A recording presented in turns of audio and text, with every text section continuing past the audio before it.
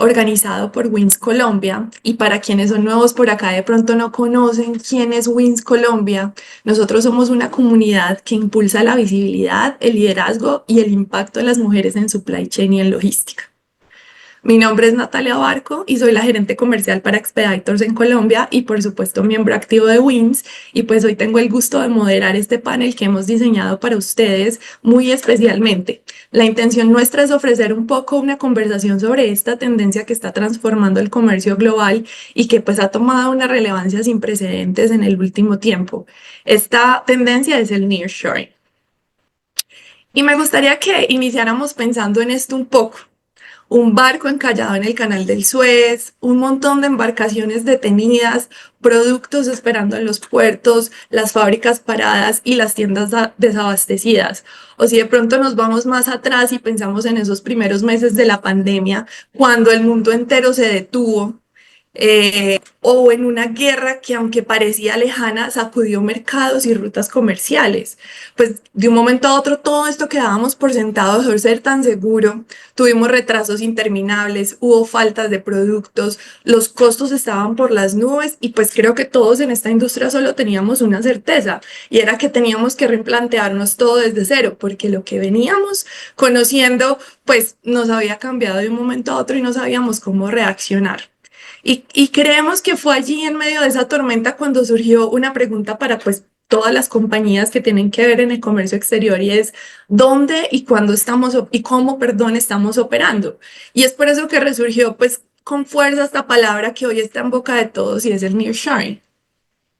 Pero cuando nos ponemos a hablar un poquitico de esa parte técnica de qué es el nearshoring, nos encontramos con que es una estrategia que busca acercar los centros de producción y los centros de abastecimiento a los mercados de consumo, es decir, a los consumidores finales.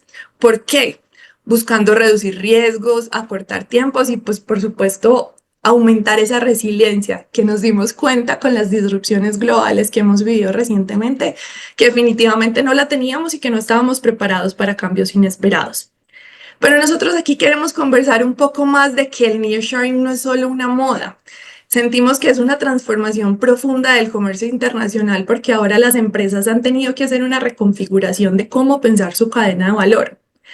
Y pues para poder profundizar en estos temas y descubrir hacia dónde vamos, quisimos invitar a dos personas que son totalmente expertas, que conocen de primera mano cómo se está transformando este mundo de la logística y que no solamente han estudiado la tendencia, sino que también la han vivido directamente en campo. Entonces, pues quisiera iniciar presentándoles el día de hoy a nuestro primer invitado, Angelo Germano. Angelo es ejecutivo senior con más de 25 años de experiencia en logística integrada, en comercio internacional y liderazgo estratégico en América Latina y Europa. Angelo ha ocupado cargos regionales de alto nivel en multinacionales como APM Terminals, Maersk y DHL, así como en compañías líderes del sector LATAM como Servientrega y Blue Logistics. En Europa, consolidó una trayectoria destacada como director de ProColombia en Roma y consejero comercial del Cuerpo Diplomático de la Embajada de Colombia en Italia, donde lideró las relaciones económicas y comerciales con el sur de Europa, fomentando la atracción de inversión extranjera, comercio exterior y la internacionalización empresarial. Actualmente Angelo lidera en Italia la estrategia de activos, network y servicios de campo para la empresa alemana Pachy Logistics, impulsando la digitalización de la cadena de suministro y la eficiencia operativa en redes logísticas al servicio de los principales retailers europeos. Queremos darte, Angelo, la bienvenida. Muchas gracias por acompañarnos el día de hoy. Tenemos adicionalmente otro speaker que va a ingresar un poco retrasado a nuestra sesión porque se le presentó un tema de último minuto, pero pues quiero igual presentarlo para que en el momento que ingrese podamos dar continuidad a la conversación, y es el doctor Martín Gustavo Ibarra, quien es el presidente de la firma Araujo Ibarra Consultores en Negocios Internacionales. El doctor Ibarra participó en la misión del Banco Mundial, que creó las Zonas Económicas Especiales de China en 1983, e igualmente ha colaborado con la reestructuración de los mecanismos de comercio exterior y zonas francas en la mayoría de los países de América Latina y algunos países de Asia y África. Es o ha sido asesor de varios puertos en los contratos de concesión y promoción de servicios portuarios. También participó como gestor y coordinador en la creación del Ministerio de Comercio Exterior de Colombia en el año 1991, lo que hoy conocemos como el Ministerio de Comercio, Industria y Turismo, para pasar de un mundo cerrado a un mundo globalizado, con normas como la elaboración de un nuevo estatuto aduanero en 1984, la ley del marco de comercio exterior en el mismo año y la nueva ley de zonas francas en 1983. El doctor Ibarra ha sido destacado por varias revistas de abogados como uno de los mejores abogados en International Trade Law en Colombia y América Latina, entre ellos Chambers and Partners, Legal 500 y Best Lawyers International. Entonces, pues nada, bienvenido, Ángelo, y también quiero invitar a nuestro público a que durante esta conversación dejen sus preguntas en la cajita del chat al final de la conversación con Ángelo y cuando ingrese pues el doctor Ibarra y conversemos con él también. Vamos a dejar un espacio para preguntas y respuestas del público, entonces los invitamos a estar súper participativos. Ángelo, ¿cómo estás? Muy bien, Natalia, gracias por esta invitación. Un saludo a todo el equipo de Wins y a toda la gente que nos escucha y que nos ve. Gracias, gracias a ti por acompañarnos el día de hoy. Quisiera iniciar pues esta conversación preguntándote desde tu experiencia liderando operaciones logísticas en América Latina y pues actualmente en Europa, ¿cómo ves tú que han cambiado las prioridades de las empresas al momento de definir la ubicación de sus operaciones?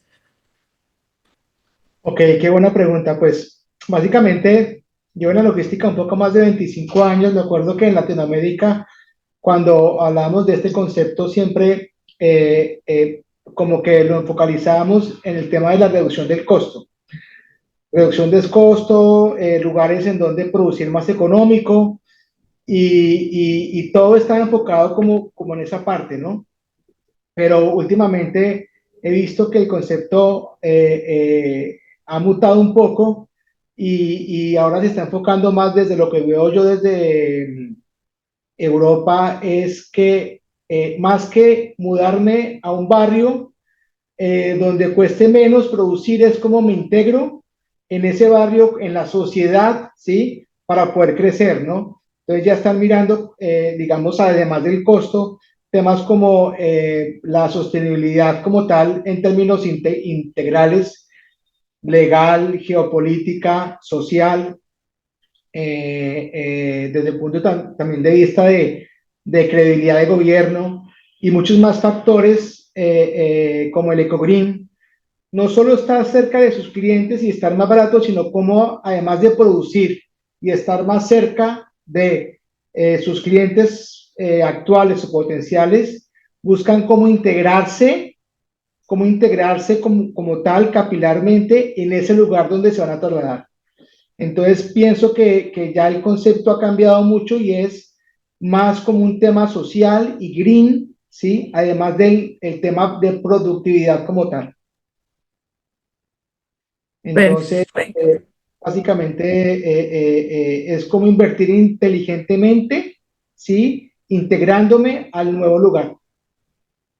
Ok, súper entendido. ¿Y tú crees que yendo más allá como de ese concepto de lo que estamos viendo y de esas personas que han aprendido, esos países que han aprendido cómo a moverse rápido y a tomar esas decisiones estratégicas, ves alguna oportunidad concreta para Colombia o de pronto algún otro país latinoamericano en este nuevo concepto? Claro, desde un punto de vista logístico o de pronto de servicios. Bueno, indudablemente Colombia, obviamente como todos sabemos desde nuestras clases de geografía en el colegio, esos dos mares que tenemos es una ventaja fundamental, ¿no?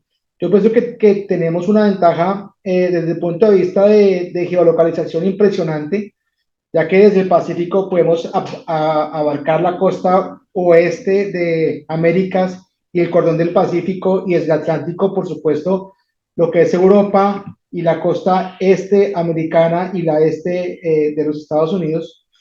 Entonces, sin duda, la posición es fundamental. Oportunidades, por supuesto, hay que nuestra logística en Colombia está muy centralizada y necesitamos pegarnos más hacia los puertos para poder aprovechar ese beneficio de geolocalización, ¿no? En los aeropuertos y en los puertos, ¿no? Generar más logísticas en torno a estos hubs para poder usarla realmente, ¿no? Además de eso, pues el talento, la mano de obra colombiana, pues se destaca en todo el mundo y hay talento, hay ganas, hay pasión y esa mezcla de esos ingredientes, yo pienso que son fundamentales para seguir aprovechando nuestras capacidades. Un país que podemos tomar como una guía puede ser México. México es un país que está, digamos, aprovecha mucho su cercanía con Estados Unidos, aprovecha también los dos mares, entonces creo que puede ser un showcase importante para seguir la línea de cómo aprovechar las ventajas geopolíticas. De acuerdo. Bueno, aún así como tenemos muchas oportunidades para resaltar como país, hablando puntualmente de Colombia, también en algún punto tú y yo conversábamos que hay retos, ¿no? Hay retos desde el tema de la infraestructura, hay retos desde el tema de pronto normatividad que ahora nos está afectando un poco, pero que pues creo que si jugamos bien nuestras cartas como país en Colombia, podemos lograr ahí un poco más y de pronto resaltar. Sí, sí, yo pienso que el principal reto somos nosotros mismos de cómo nos reinventamos a un mercado que está cambiando en todo momento. O sea, cómo nos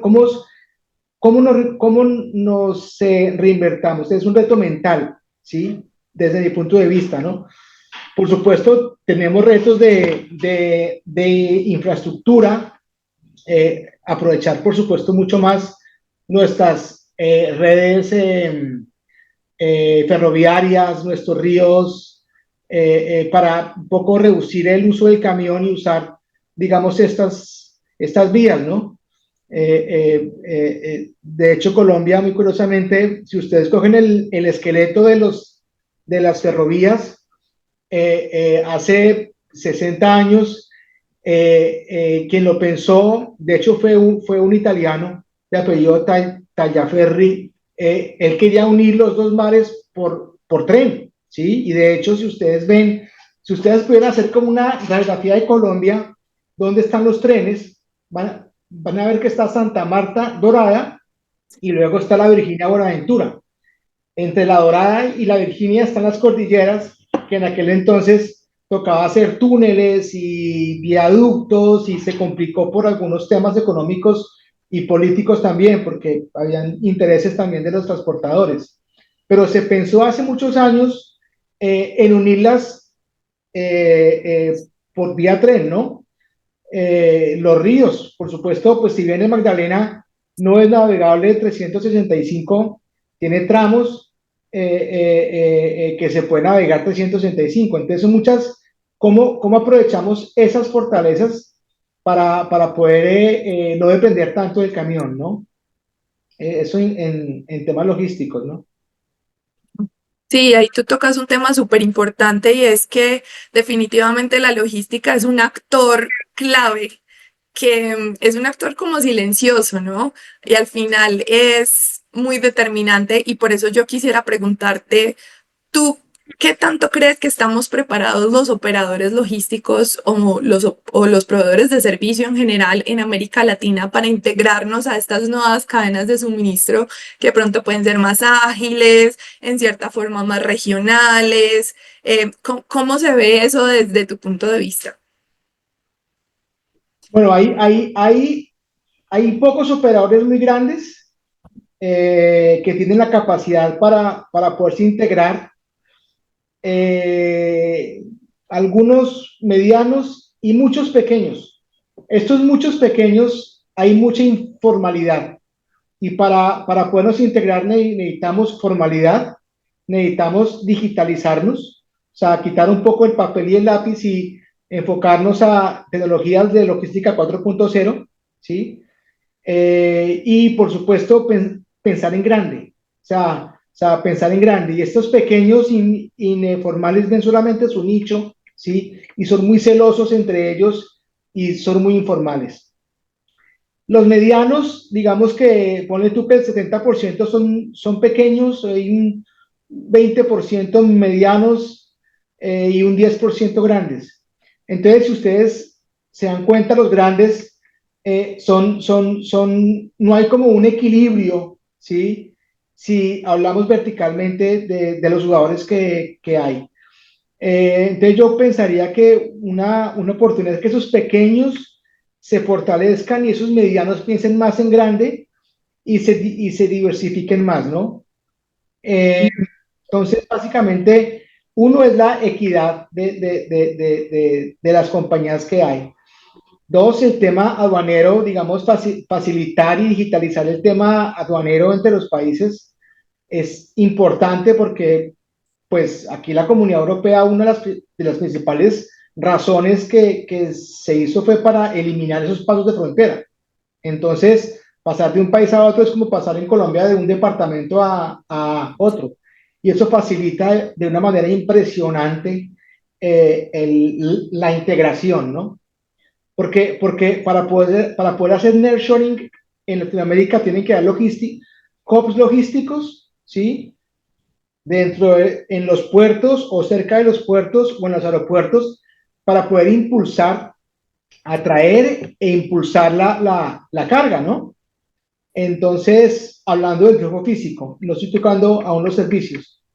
Entonces, pienso que el tema del manejo entre bordes y aduanas es una oportunidad muy grande. Y, por supuesto, si bien hay talento, necesitamos especializarnos más y conocer más sobre estas tendencias, como este webinar, conocer más y conocer que el tema cambia cada día. O sea, ustedes se fijaron ayer en España que no hubo luz. Ustedes no se imaginan el tema, cómo afectó el tema logístico, ¿sí? Pero ¿qué fue lo que salvó? La cercanía de Francia, Italia, y eso movió la logística, ¿sí? Si no hubiera sido en Comunidad Europea, hubiera sido un colapso aún peor. Entonces, muchos factores que pueden cambiar de un día para otro, es inminente que estemos conectados logísticamente con los demás países. Entonces, pienso que por ahí es el enfoque. Sí, de acuerdo, como región todavía creo que nos falta un poquito trabajar en ese tema, como hablabas tú de eso, de poderse mover fácil entre países, alinear un poco el tema aduanero, todavía vemos muchas diferencias, algunos países que puede ser una aduana más sencilla, otros más complicados, requerimientos eh, de diferente tipo. Bueno, quisiera entonces preguntarte algo más, Angelo, y es como lo que venimos hablando. ¿Tú qué potencial ves entonces para Colombia en convertirse en uno de los campeones del nearshoring? ¿Qué nos hace falta adicional de todo esto que estabas hablando para poder lograr y poder encabezar la lista? Bueno, las ganas las hay, la voluntad la hay, la infraestructura necesitamos optimizarla más. Yo pienso que mirar más afuera. Yo pienso que hacer presencia, que viajar, conocer, o sea, tener contacto con los de afuera, pensar en grande. Lo que yo pienso que nos falta es abrir mucho la mente, porque tenemos todo para hacerlo. Tenemos todo para hacerlo. O sea, y un poco pensar más en trabajo en equipo con los demás, sin importar el tema de los aranceles y todo el tema, ¿sí? Que vemos últimamente. Yo pienso que si optimizamos la logística interna de Colombia, que no valga más un camión, vale 7 millones un transporte desde Bogotá, o al menos hace tiempo que estaba más metido allá, 7 8 millones desde Bogotá hasta Santa Marta, pero 3 millones desde Santa Marta hacia Miami o 5 millones hacia España. O sea, el tema logístico necesitamos reinventar y aprovechar más el tema, como les decía inicialmente, de otros medios de transporte y multimodales. Pero un poco más enfocado a tu pregunta, yo creo que es abrir la mente, porque tenemos todo para hacerlo. Y no vamos a poder cambiar de un día para otro el tema de los trenes, ni poner barcazas en los ríos, pero yo pienso que necesitamos integrarnos, ¿sí? Compañías que se integren, que hagan joint venture, para que juntar fuerzas para poder enfrentar el mercado. En la costa atlántica tenemos Puerto Antioquia, Puerto Bahía, Contecar, Sociedad Portuaria Regional de Cartagena, puertos en Barranquilla, puertos en Santa Marta, o sea, estos no sé, 7, 8 puertos que si se integran y juntan fuerzas, ¿sí? Para entre todos nosotros enfocados a mercados extranjeros o invitarlos. Figúrense que aquí en Italia hay pocas zonas francas. Colombia tendrá, no sé, 40, acá hay 5. Y en las zonas francas que hay en Italia son enfocadas principalmente para hacer bienes y servicios, para producir en la zona franca. No hay usuarios comerciales. Eso no existe. Es con, países no de la comunidad que pueden producir. Pero ¿qué hacen en los puertos? Se juntan varias compañías para ofrecer un servicio, lo que se llama un clúster. Necesitamos hacer clústeres internos, juntarnos y hacer win-win situation entre las compañías, porque solitos, cada uno por su lado, o alianzas de la mano y de que yo te comisiono, si tú me ayudas, yo te ayudo. No, yo creo que es pensar a largo plazo, ¿sí? Juntarnos, sacrificar un poco al principio, o sea, piensa en grande, comienza pequeño, pero escala rápido, ¿sí? Juntémonos, escalemos rápido, pero pensamos en grande. Pero necesitamos unirnos entre nosotros. O sea, no podemos solitos. De acuerdo, no. Adelante, discúlpame. No, o sea, pensando enfocando que una compañía solita no va a hacer el cambio. Necesitamos juntarnos entre varios para poder enfocar eso. Sí, de acuerdo, y creo que también invertir un poco en nosotros mismos, ¿no? Como región, como país, quienes estemos interesados. Bueno, Ángelo, ya hemos hablado entonces como del presente, lo que estamos, pero también como hacia dónde va esta tendencia. Y es que adicional al nearshoring, vemos que hay otras tendencias como el e-commerce, todo el tema de sostenibilidad que hablabas al inicio de nuestra conversación. ¿Tú cómo crees que se puede relacionar, perdón, el nearshoring con estas otras tendencias que se están viendo? ¿Será que tiene que ver solamente desde la parte de la eficiencia o también tiene que ver un poco con sostenibilidad y cercanía al consumidor? Fíjate que hasta esta mañana tenía muy presente en que el tema de la sostenibilidad era, por supuesto, pues si hago menos kilómetros, pues consumo menos huella de carbono, estoy más cerca de mis clientes, pero estuve en una charla, en una presentación que hicieron en el grupo Fraver, la compañía donde yo trabajo, sobre el real concepto de sostenibilidad para lo que es Europa. Y sostenibilidad tiene que ver, además del tema de green, y incluso hablaban en vez de el nearshoring, del near greening, ¿sí? Y es decir, cómo, o sea, ¿qué es sostenible? Y el tema de sostenibilidad y de ecogreen tiene que ver con un tema también de ética. Lo aprendí esta mañana en esa Wow. charla de ética de inclusión, que creo que es una pregunta que tenemos. Ahí entra. Uno dirá, pero ¿qué tiene que ver? Tiene mucho que ver. Porque es que para ser sostenible necesitamos ser equals, tener el tema de la inclusión, ¿sí? No solo el concepto, digamos, lógico de estar más cerca a los clientes, que si camino menos con un camión, contamino menos. Fíjate que aquí las compañías europeas, cuando hacen nearshoring en los demás países y saben que contaminaron, tienen que pagar una cuota en compensación de esa contaminación. Si traemos aceite de palma colombiano acá o hay algún intercambio, ya sea de nearshoring o de carga, la Comunidad Europea tiene que pagarle a Colombia sembrando árboles, haciendo proyectos, haciendo algo, ese pecado de haber contaminado.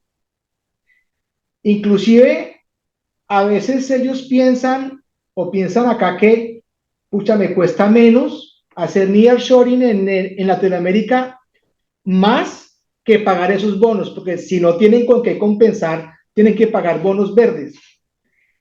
Entonces el tema sostenible, el concepto es más como ético, es más de inclusión, es más de biodiversidad y multicultural que el concepto que siempre hemos tenido, pues estando más cerca de los clientes y contaminar menos y usar menos petróleo. Entonces, eso la verdad que, y dije, lo voy a contar hoy porque se me hizo muy interesante.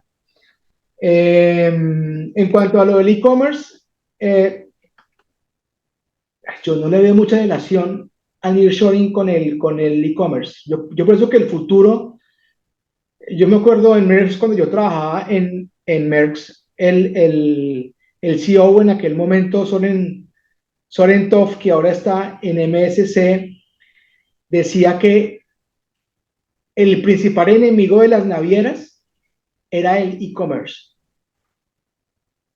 Es el principal competidor. Y es que al transportar pequeñas cantidades de manera masiva, uno que es más rentable que los contenedores y a la larga el futuro va a ser así. O sea, si transportarán solamente lo que son los commodities por contenedores y el futuro da a que pallets o cajas va a ser puro e-commerce. Eso tendría que ver con el nearshoring abriendo mega hubs, ¿sí? Estratégicos en regiones estratégicas. Yo creo que por ahí yo haría el link por el tema de los mega hubs. Sí, de acuerdo contigo. Creo que, digamos que el tema con el e-commerce es que la demanda es muy variable, ¿sí? Puede cambiar muy rápido, entonces puedes tener picos en los que tener un mega hub, como dices tú, para abastecer pues regiones cercanas va a ser mucho más estratégico. Y por supuesto habrá un tema de transporte en términos de aranceles, un tema de reducción, perdón, en términos de aranceles, de transporte, incluso de riesgo. Entonces, creo que se pueden unir también ahí un poquitico y me gustaba lo que hablabas del tema de la sostenibilidad, porque yo creo que todos estamos siempre súper enfocados, o todos estuvimos porque nos acabas de abrir un poco acá la mente, súper enfocados en que nearshoring es sostenible porque estamos más cerca al consumidor final, pero no, también es como nosotros como empresas o como esas empresas que vienen a invertir en nuestros países, pues pueden contribuir para que el impacto de sus procesos, de su producción no sean tan fuertes. Entonces vemos tendencias muy fuertes de montacargas eléctricas, de uso de energía solar en las diferentes bodegas, que creo que también complementan un poquitico eso que tú decías de mandar a sembrar árboles y hacer una contribución a la comunidad. Entonces creo que al final se vuelve un todo, una visión muy holística de lo que puede ser ese nearshoring y cómo puede beneficiar no solamente a la empresa que está haciendo esa inversión, sino al país que está recibiendo o a la comunidad que está recibiendo esa presencia. Y para acabar esa idea, me sorprendió también mucho que en el tema de sostenibilidad aquí lo ven también como cómo se cuida, cómo nos cuidamos nosotros a nosotros mismos como personas. Eso también hace, el self-care también hace parte de la sostenibilidad, ¿sí? Y la equidad de género, tantas cosas que a veces uno no le pone cuidado, pero no solamente green, ¿sí? O sea, el tema ha mutado a algo, tú dijiste, creo que la palabra correcta, holístico, ¿sí? Y es como me cuido yo, y si me cuido yo, ¿sí? Y si me amo a mí mismo, contribuyo con la sostenibilidad general, ¿sí? Todo parte de ahí. De acuerdo. Bueno, Ángel, lo tenemos por acá en el chat una preguntita y antes de que sigamos con nuestra conversación y dice, ¿de qué depende el éxito del nearshoring en América Latina y si aplica para todos los países? Wow. Quien la hizo es una súper pregunta. ¿Y sabes qué? No aplica para todos los países. Porque si nos ponemos punto, desde mi posición personal, Latinoamérica, o sea, no hace mucha diferencia hacer nearshoring Perú, Ecuador, Colombia, ¿sí? Desde el punto de vista de costos, pero yo creo que aplica para los países con más mente abierta, ¿sí? Con mejor ubicación estratégica, pero también con mejores hubs logísticos, tocando otra vez el tema de la supply chain. O sea, países como Bolivia, que está encapsulado, ¿sí? Sin mar le va a costar mucho. Un país como Perú, interesante, pero tiene un puerto, ¿sí? Entonces, por supuesto, Colombia, México y Brasil pues son los más top, con mayor potencial, pero no aplica para todos los países desde mi posición personal. Y la primera parte de la pregunta era, ¿cómo? Eh, la primera parte era de qué depende el éxito del nearshoring en América Latina. ¿De cuánto abramos nuestra mente? Todo está acá, porque tenemos todo, ¿sí? Y complementar esa pregunta que nos conectemos más por mar. ¿Por qué? Porque es que internamente en América Latina no podemos conectarnos a punta de camión, ¿sí? O sea, no, no way, ¿sí?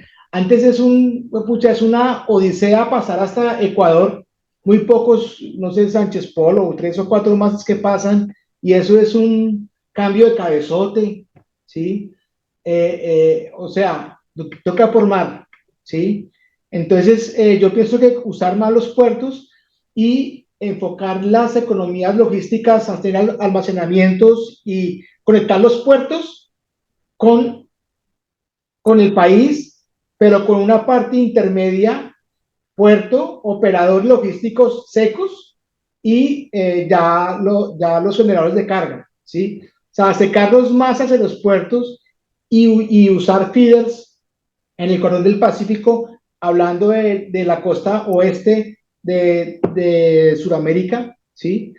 Y bueno, pues la costa este, o sea, por camión ni abate y por barco tocar mucha vuelta. Entonces yo me enfocaría la costa este, Estados Unidos y Europa, Brasil, sí, esos países, y nosotros los de la izquierda comunicarnos por mar. Pero es como quitarnos el tema de los camiones y buscar más marítimo y por supuesto por los aeropuertos, ¿no? De acuerdo. Y sabes, yo también ahí, como hablando un poquito de los camiones, que metería de pronto algo de Centroamérica. Yo creo que Centroamérica ahora está empezando a mostrarse bastante y a crecer en el tema del nearshoring, especialmente países como Costa Rica, de pronto El Salvador o Guatemala, porque tienen pues obviamente cercanía a Estados Unidos, una forma de movilizarse entre ellos mucho más sencilla que de pronto lo que nosotros tenemos aquí en Sudamérica. Y pues que en ciertas industrias han venido destacándose, de pronto en la parte de servicios tecnológicos, veíamos que Intel tiene posicionado allá una planta de manufactura, de pronto la parte médica y muchos laboratorios o grandes empresas a nivel médico que también están haciendo allá. Entonces, creo que sí, tenemos varios actores que están sabiendo moverse rápido, que están jugando. Ah, ya veo que ya llegó el doctor Martín Ibarra. Buenos días, doctor. Muy buenos días, ¿cómo han estado? Muy bien, ¿y usted cómo está? Qué bueno Muy que bien, pudimos tenerlo acá finalmente con nosotros. claro que sí. Encantado de estar con ustedes. Bueno, muchas gracias. Pues bueno, venimos conversando con Angelo un poquitico sobre diferentes variables, diferentes bloques de temas en términos del nearshoring y pues quiero aprovechar este espacio que nos queda para conversar con usted. Estábamos hablando sobre los países que de pronto estaban haciéndolo bien actualmente con el tema del nearshoring. Entonces yo aprovecho y le pregunto a usted, doctor Ibarra, ¿cuáles son los países que usted cree que han logrado posicionarse como ganadores en este proceso? Y los que lo han hecho, ¿qué es lo que han hecho bien? Bueno, como consecuencia de la guerra comercial entre Estados Unidos y China, vemos que China bajó de 21% a 14% su participación en el mercado de los Estados Unidos. O sea, no todo volvió a Estados Unidos. El principal ganador ha sido México. México, país que está en América Latina, subió en más de 160.000 millones de dólares sus exportaciones hacia los Estados Unidos de una manera impresionante, porque lo convirtió en una estrategia nacional.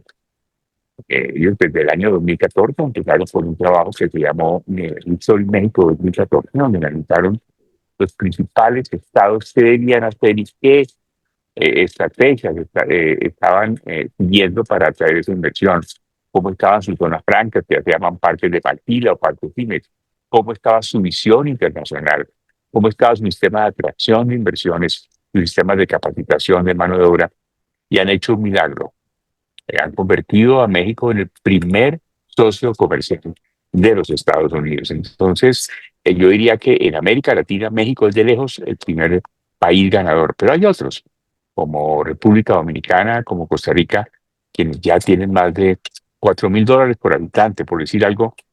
Colombia exporta $200 a Estados Unidos por habitante, México ya está pasando los $3,000 por habitante y Costa Rica ya está en $4,000 por habitante. O sea, han logrado importar oportunidades, han logrado importar exportadores, han logrado capitalizar de una manera extraordinaria esta nueva oportunidad de nearshoring, que es logística en producción, en manufactura y sobre todo en redistribución internacional.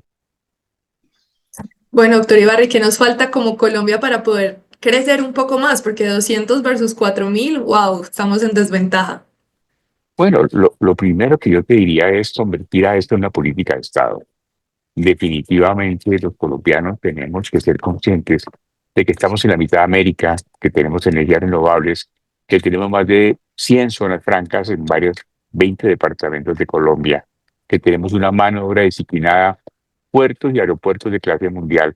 Nos falta visión y nos falta seguridad a la inversión. Convertir al nearshoring en una verdadera política de Estado. Ok, no, bueno, súper interesante, doctor. Y ahorita estábamos entonces conversando un poquitico con Angelo sobre cómo la logística pues viene a influir o cómo se vuelve un factor decisivo para este tema del nearshoring. ¿Cómo piensa usted que no solo la logística, sino también los costos pues influye o se ha convertido en un tema central dentro de esta conversación? Bueno, ayer precisamente estábamos conversando con Angelo, preparando este webinar, de cómo Colombia puede ser un gran campeón internacional de la logística. El único costo que un país puede reducir dentro de esta nueva estrategia de inversión es la logística, pero tenemos que tener una logística adecuada. Si vamos a exportar por barco, pues tenemos que estar cerca de los puertos. En Cartagena, en Barranquilla, en Santa Marta, en Cali, cerca de Buenaventura, en el eje cafetero, ahora con Puerto Antioquia. Definitivamente Medellín y la área de influencia pues va a quedar a la tercera parte del trayecto del mar que estaba antes. Pero si vamos a exportar por avión, ciudades como Bogotá, como Medellín, como Cali tienen excelentes aeropuertos internacionales. O sea, no estar en el lugar equivocado. No podemos pensar exportar por barco si vamos a producir de Bogotá a 900 kilómetros del puerto. Hablamos ayer con Ángelo de las dificultades del transporte interno colombiano, de las dificultades de las carreteras, de las inundaciones. Ahora precisamente se demoró mi vuelo porque se inundó el aeropuerto de Medellín, la pista y el aeropuerto también. Y hasta que no consiguieron bombas, todavía estoy en el avión, mira, estoy, precisamente prendí el teléfono dice, para poder honrar el compromiso que tenía con estas líderes de la logística, pero un poco mi mensaje es positivo. Ustedes están en el negocio que es el único costo que puede un país disminuir de manera dramática, es la logística, y la puede disminuir a la mitad mediante simplificación de procedimientos, mediante adecuada localización, mediante la utilización de zonas francas y mecanismos que impidan la causación o permitan el diferimiento de los impuestos correspondientes. Ok, no, súper entendido, doctor Ibarra, y muchas gracias por ese mensaje. Y pues, entendiendo que el nearshoring está moviendo tantas piezas claves en nuestra industria, yo sí quisiera aprovechar para preguntarle a ambos, y si quieren, vamos primero con el doctor Ibarra para que pueda ahí terminar su proceso. ¿Cómo cree usted, doctor Ibarra, que podemos aprovechar para que toda esta transformación también impulse una participación femenina pues más visible, como más protagonista dentro de nuestra cadena de abastecimiento en Latinoamérica? Bueno, la participación de las mujeres en la logística y en los procesos logísticos es evidente. Empecemos por el Estado. Hoy hay una ministra encargada de Comercio Exterior. Hemos tenido directoras de la DIAN hemos tenido ministras de Comercio Exterior como María Clara Lacutir, María Jimena Lombana y muchísimas otras, ¿no? Si pasamos, por ejemplo, al sector de las agencias de carga, de las agencias de aduana, pues también encontramos que hay una importante participación femenina en todos estos procesos. Y todas ustedes que están moviendo la logística, hay varias zonas francas en Colombia, como la zona franca de Tocancipá, que tienen de gerente general una mujer. Encontramos también en aerolíneas, yo he tenido, por ejemplo, una amiga, María Eugenia Rey, fue presidente de Lufthansa, una de las empresas que mueve pasajeros y cargas en relación con Europa. Pero eso es muy importante, o sea, cada vez hay más participación femenina en el comercio exterior y en los procedimientos de logística. Sí, es increíble. Cuando vamos a visitar clientes y nos reunimos, pues nos damos cuenta que cada vez más mujeres están liderando en nuestra industria. Y bueno, Ángelo, ¿y tú qué opinas? Bueno, complementando lo que dice Martín, además de todas estas figuras que él ha mencionado y muchas más, yo pienso que algo importante es lo que están haciendo ustedes en Wins. O sea, mujeres mentoras, ¿sí? En supply chain, para mí es ahí está la muestra de nosotros, los colombianos. O sea, este tema que ustedes hacen, ¿sí? En Wins, para mí es fundamental porque es que además de las grandes figuras que mencionó Martín, ¿sí? El tema es hacer mentoría, que es lo que hacen ustedes también. Entonces, el unirse, personas estratégicas, conocedoras del tema, es fundamental y ya está pasando. Entonces, ustedes, digamos que visionaron el futuro antes cuando se creó este movimiento y vuelvo a lo que decía antes del tema de la sostenibilidad, ¿no? Que el tema de la participación femenina hace parte de la sostenibilidad como tal si pensamos a largo plazo, porque la verdad en mis trabajos pasados he tenido jefas, compañeras de todo mujeres y pues nos dan sopa y seco. Entonces, la verdad que Wins es algo de lo que tenemos que hacer y seguir fortaleciendo. Sí, total, totalmente de acuerdo. Bueno, pues no sé, doctor Ibarra, ya que su participación fue un poco más corta, si usted quisiera darnos algún otro mensaje adicional. Ah, bueno, veo que por acá tenemos otra pregunta del público. Si le parece bien, se la podemos hacer al doctor Ibarra. La pregunta dice, ¿tenemos actualmente algún caso de éxito en Colombia que esté en auge gracias al nearshoring? ¿O todavía no hay algún caso de éxito que podamos nombrar? Sí, señora. Hay varios casos en Colombia de nearshoring que han llegado en la zona franca de la Cayena, por ejemplo. Tienen varios procesos que se han traído de Taiwán y de Vietnam en fabricación de muebles. En la zona franca Parque Central ahora hay un gran proyecto de tableros de madera que estaban produciendo en Vietnam. Y con la guerra comercial sí que se vendrán casos nuevos en los próximos meses y años. Yo anticipo que si los colombianos tenemos la suficiente inteligencia de posicionar al nearshoring como una política de Estado, Colombia es uno de los 5 mejores países del mundo para poder capitalizar en nearshoring. Y les voy a decir por qué. Primero, porque al tener un TLC, los aranceles adicionales de Estados Unidos parten de cero. Es decir, fíjense, por ejemplo, en el caso de las flores, Ecuador tiene un 6.8% de arancel, con el arancel del 10%, pero el 16.8%, Colombia quedó con el 10%. Y en muchos productos que cumplimos origen partimos del cero, o sea, ese 10% que además se puede bajar, incluyendo materias primas norteamericanas, para Colombia tiene un menor impacto. Tenemos el caso de un cliente en una zona franca en la costa Caribe que logró bajar del 10 al 5% su arancel, incorporando materia prima norteamericana que se deduce que es mayor al 20% del valor de sus materias primas. Segundo, porque tenemos un costo logístico muy bajo. Colombia es el segundo país del mundo con menor flete aéreo de Estados Unidos, mientras un kilo desde China a Estados Unidos vale $4.50, desde Bogotá vale $1. Unidos. Pero en flete marítimo también, con Ángel lo hablábamos ayer, como uno en Cartagena o en Barranquilla se empina y ve a Miami al otro lado. O sea, estamos a pocos días de navegación de los Estados Unidos y esos sobrearanceles no solamente sobre el valor del producto, es también sobre el valor del flete, porque es sobre el valor TIF. Entonces, esos aranceles alejó aún más a los países con mayores fletes, como los del sudeste asiático. En tercer lugar, porque tenemos el régimen de zona franca. Colombia es el único país medio grande de América Latina que puede tener zonas francas en cualquier parte del territorio nacional, al 20% de impuestos de renta, sin impuestos sobre edificios, sin impuestos sobre maquinaria de equipo, sin impuestos sobre inventarios. Eso hace una diferencia fundamental. Además, las energías renovables. Gran parte del sufrimiento, por ejemplo, las ciudades de México, un día que no tienen energía. A nosotros las tenemos y bastante, en especial por las energías renovables que vienen del futuro, a partir del hidrógeno, a partir de los paneles solares, a partir del viento. Entonces, creo que están alineados los astros. Colombia tiene todos los elementos necesarios para triunfar en el nearshoring. Nos falta alinear costos logísticos, que eso lo hacen ustedes, y sobre todo, reposicionar al nearshoring como una verdadera estrategia nacional, como una prioridad nacional que pudiera duplicar nuestras exportaciones.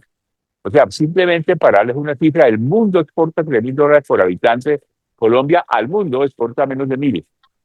Con el nearshoring, si le ponemos $2,000 adicionales a Colombia, estaríamos aumentando en $100,000 millones nuestras exportaciones, que es una buena noticia para la logística, la importación de las materias primas y la exportación de los productos finales a los Estados Unidos. Entonces, prepárense, por favor, queridas damas, para trabajar más en los años que vienen si logramos que esta estrategia de nearshoring sea un éxito y sea una realidad. Nos encanta y estamos listas para afrontar este reto y todos los que vengan. Y bueno, doctor Ibarra, por aquí veo una última pregunta que nos escribe Carolina Salamanca, nuestra presidenta acá en Wins Colombia, y dice: Martín, nos acompañan colegas de Perú y ahora con Puerto Chancay viene una gran oportunidad para la TAM. ¿Cómo ve el impacto de Chancay y su aporte a la logística de la TAM? Bueno, pues en 8 minutos, a las 9, estamos invitados a presenciar la firma de la Ley de las Zonas Económicas Especiales en el Perú, que ayudamos a promover. Esto va a darle al Perú, igual que lo tiene hoy Colombia, la posibilidad de competir en la arena global con las zonas económicas especiales. Chancay es una gran noticia no solamente para el Perú, es una gran noticia para América Latina. Al bajar un 20% los costos que conectan al Asia con América Latina, al bajar 15 días el trayecto entre América Latina y el Asia, es que piensen por un segundo, si estamos a 14,000 kilómetros de distancia, el 20% es como si pusiéramos un rodillo de 2.800 kilómetros a América Latina para acercarla al Asia.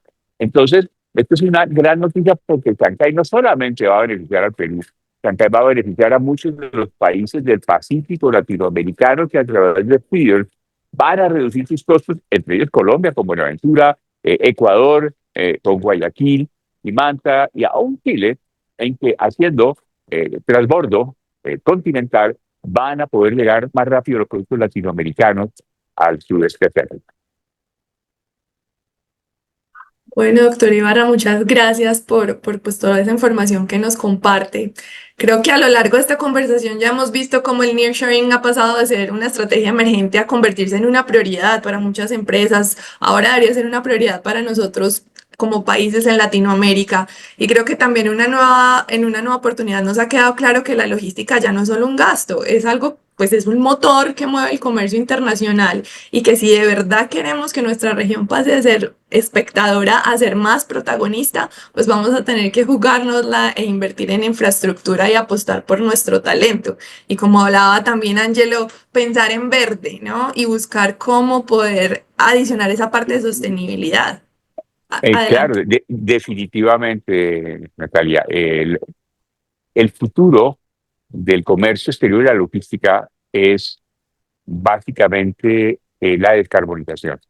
Ya la directora de la Organización Mundial de Comercio se reunió con el expresidente, el secretario general de la OCDE, para diseñar el nuevo impuesto al carbono. Cuando tus nietos estudian teoría económica de muchos años, tú estás muy joven todavía, y definan, les dirán, impuestos que mi abuela Natalia y sus amigas le cobraban a los bienes por el paso de las fronteras, que hace 20 años fue sustituido por el impuesto al carbono, que es el que mide la huella de carbono en la producción de materias primas, de bienes intermedios, de productos finales, de logística y sobre todo en postproducción. Entonces, querida Natalia, la buena noticia es que los aranceles que hoy Trump está imponiendo al mundo van a sustituir en pocas décadas, van a ser sustituidos por el impuesto al carbono. Por lo tanto, tienen ustedes y las próximas generaciones que pensar muy bien en la huella del carbono de la logística. ¿Cuánta es la huella de carbono de un producto que va, cuya materia prima viaja a China y vuelve como producto final por avión? ¿O cuál es la huella del nearshoring que estamos mandando por barco, movido por etanol producido con hidrógeno verde a 2.000 kilómetros, a 1.800 kilómetros de distancia de queda Cartagena de Miami? La huella de carbono va a ser dramáticamente distinta y tenemos que empezar a colocar entre nuestro cerebro el carbonímetro, que es exactamente la máquina que mide la huella de carbono en la logística, en la producción y en el post-consumo. Sí, de acuerdo, ¿no? Y muchas gracias por ese mensaje. Creo que estamos súper alineados y como nuevas generaciones estamos mucho pensando en eso. Ángelo, me pareció que querías hacer algún comentario. ¿No? Ah, No, bueno. Perfecto. Pues yo creo que ya no tenemos más preguntas en nuestro chat y pues haciendo honor al tiempo que tenemos programado para este espacio, quiero aprovechar nuevamente para agradecerles a nuestros dos panelistas, al doctor Martín Ibarra, que hizo hasta lo imposible para conectarse, de verdad que lo valoramos muchísimo. Ángelo, a ti también por compartir con nosotros pues todos estos conocimientos y experiencias y por supuesto a las personas que nos acompañan hoy, gracias por acompañarnos en este espacio de aprendizaje colectivo. Creo que aquí nos queda un mensaje muy claro a todos y es que el nearshoring ya está en marcha. La pregunta que tenemos que hacernos es qué papel queremos jugar y cómo nos vamos a preparar para asumir todo lo que se viene. Entonces, pues nada, nuevamente agradecerlos y esperamos vernos en una próxima oportunidad. Natalia, muchas gracias. Acuérdate que la logística es femenina, no dice el logístico, no, es la logística, o sea que estamos en el sitio adecuado. Correcto, claro que sí, así es. Muchísimas gracias. buen Muchas egreso, gracias por la invitación. Natalia, Que gracias a estén todos bien. a todos y a todas.